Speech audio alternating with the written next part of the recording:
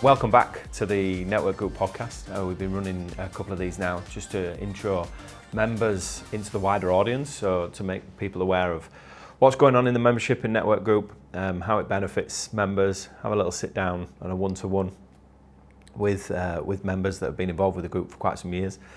So today we're joined by Jez Nolan from Ingenious, who's been a member for 7 or 8 years, I'm advised. Yeah. I know certainly I've known you for probably the same amount of periods, so I've been a member since. I think I freeloaded on the first gala event. I turned up when I wasn't a member. Oh, okay. Wayne allowed me to come. So we're joined today by Jez Nolan of Ingenious. So do you want to give us a heads up, kind of tell us a little bit, headline what Ingenious do, where they're based, what your target market is? Yeah, we're based in South London, Croydon. We service London mainly. Got a couple of clients down south, and I think our one's furthest afield is in Bude, actually in Cornwall. We've been going for 24 years, turnover of just over £1 million. I've been obviously in business for those 24 years, and for the first 17 years or so was doing it pretty much cards close to the chest, making up as I was going along, no external help, didn't go to any events, didn't get involved with any kind of external technology companies, obviously had relationships with suppliers but had never sought any help. And a few things happened back then. I remember having a list of, I think it was 5 or 6 things that were causing me a certain amount of bad experience, ranging from relationship issues with my wife at the time, and a very bad acquisition, and I needed help. And I came to the Network Group like a bit of a rabbit in headlights, and found some people that I could almost instantly open up to and not feel like I was professionally isolated, or you must have heard the term imposter syndrome, where you're convinced that you shouldn't really be doing what you're doing. You're you don't feel like you feel like you're winging it. Yeah, okay. And I got introduced to a lot of like-minded people and haven't really looked back. Is that something you suffer from then? Because you mentioned that a few times, and we had a little chat yesterday about it. And is that something you felt like you were experiencing as an MSP at the time, or you were experiencing becoming a member? Do you think you kind of felt that you weren't worthy to be a member, or kind of what were those feelings? I think it's a kind of self-confidence issue that's plagued me most of my life. Okay. And it probably comes from some childhood thing. Yeah. But coming into the room, when I first joined, I think we were up in Milton Keynes, at that, the massive stadium. And I remember being in the room there, surrounded by people who I just thought were in a different league of thinking, a different league of business. I sat there quietly, just keeping my mouth shut, literally thinking, I'm out of place here. Yeah. And the first person I spoke to was actually Austin at the time, and he said to me, "Jez, everybody's like this. Yeah? You're not, you're not on your own here. And talk." The more you talk to people, the more you'll realise that actually we've all got similar problems, but at a different scale. There can be not everyone has imposter syndrome or self-confidence issues, but everyone has that feeling of sometimes quietly winging it. Yeah, in industry, I find in any industry, and I've really only experience in the IT space, but there is a lot of bravado. There's a lot of, there was certainly, I remember my sort of first few meetings, and there were a lot of big characters there. Characters that provided telecom solutions to Downing Street, and you look around and you think, geez, am I really kind of worthy of being here as well? I think once you break through that bravado barrier that is literally a front often, a lot of the time the members have got very, very similar problems, are going through really similar experiences. Yeah. And the need for you to share those problems. As soon as you break through that barrier, you can actually get to the nitty-gritty of sharing the problems that are existing in our businesses. for similar size firms or similar style businesses. Back then, obviously, we were very kind of reseller focused. There's been a big shift in recent years. That's been changing probably for about 10 years within the group, I think. Now we're relatively kind of probably 80% MSP. So it's easy to share those similar issues on a similar level, really. It's funny because you probably won't be able to use this word, but I call some of those people willy wagglers. You know, some of the big guns. But there are some people who are quite a lot of bluster, but when you get to talk to them a bit, and you can see the vulnerability actually that we all have. Yeah. And that might come with a little bit of, you know, looseness through a few beers in the evenings or whatever. But everybody has a vulnerable side. It just sometimes takes a little bit of a while to get through to it. And I think when people do show a certain amount of you know, that word again, vulnerability, it's when the truth starts coming out, and that's where I think you get real conversations in the room. And it's good to see what Marcus did earlier on, for example. Yeah. That's tough, and let's not forget what Mark Matthews did on stage as well. Yeah, and of course, yeah. Lee Wood to a certain degree. Yeah, we've had a few of those stories, I think, and there's a few. Strangely, they used to. Again, I don't know whether this is a great thing to put out there, but there used to be a thing called the curse of the exec.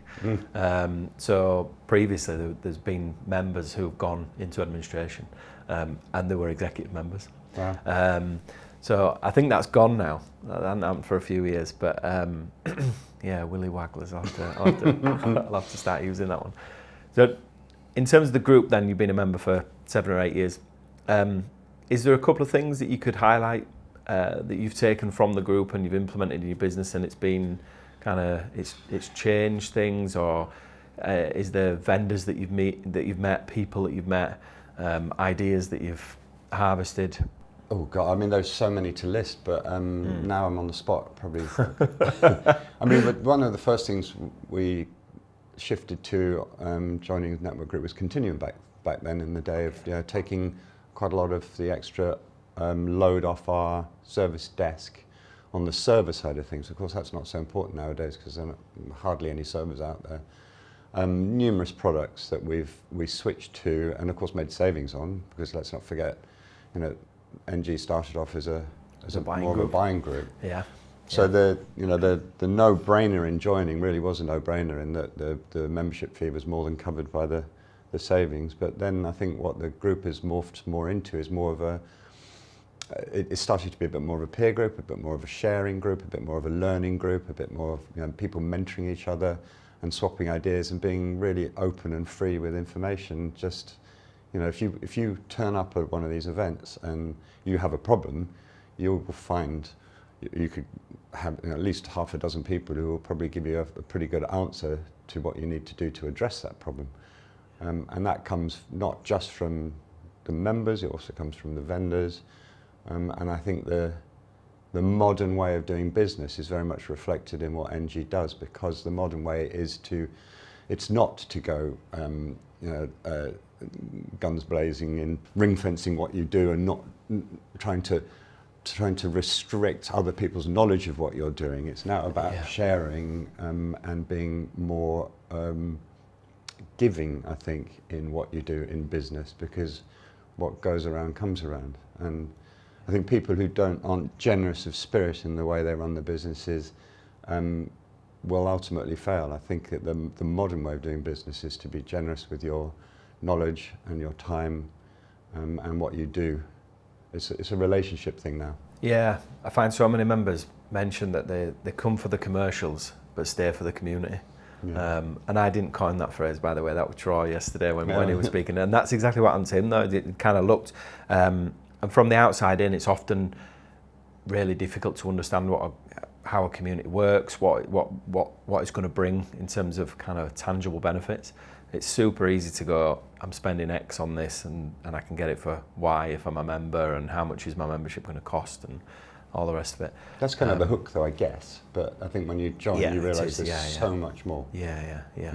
I mean, it always helps if you can get a cheaper price on XYZ product. Yeah. That works really well. So fast forward to today, then. you're in business, you're trading, you're 24 years into the journey. What are you struggling through at the minute, and what are you hoping that the group can assist on that? I think everyone's kind of working through little bits, or whether it's a big struggle or whether it's a little struggle, or whether it's something that you feel like the group can maybe help. Have you got anything that you're kind of working through at the minute? We've had a bit of trouble lately with some bankruptcies and bad debts, which set us back the last year. So I've had a lot of emotional support for that, I think. And my primary drive at the moment is marketing and sales, and I've had an awful lot of help historically on that subject from the vendors and members alike. That is what I'm obsessed about. It's not extremely successful at the moment. I think everyone's got the same problem with it. Lead gen and new business is, unless you've got a lot of money to throw at it, it's a tough game. But that's what I am trying to be laser focused about. I've kind of right-sided the finances of the company recently, but now we need new business. And the marketing track, I think, is helpful. I'm going to try and get Ebony, who works with me, involved with that. Howard's I call him my service delivery manager, but he's pretty much my right-hand man. He's here, and he was, I was wondering whether he might come in and find it like any group. I seem to be recognised because I'm a little bit of a silly person at times. You're a bit more fun than others. That's the best way of explaining Howard it. seems to have come in, and he's been made to feel really at home, and he doesn't know anyone here. Doesn't know anyone here. So it's not cliquey. I think it's very. The great thing is it's open, and generous of spirit. I think a lot of the people here are. Yeah, the tracks have changed things a little bit, and I think that introduction of bringing another team member. I did it at the last event and brought 2 of our sales guys along, and I personally want to do more of that, because I think it's great when you come away from these couple of days with like the golden nuggets or the piece of information, and then you go back and no one else is excited as much as you are about all these new ideas or these new vendors, or we can implement this and all the rest of it.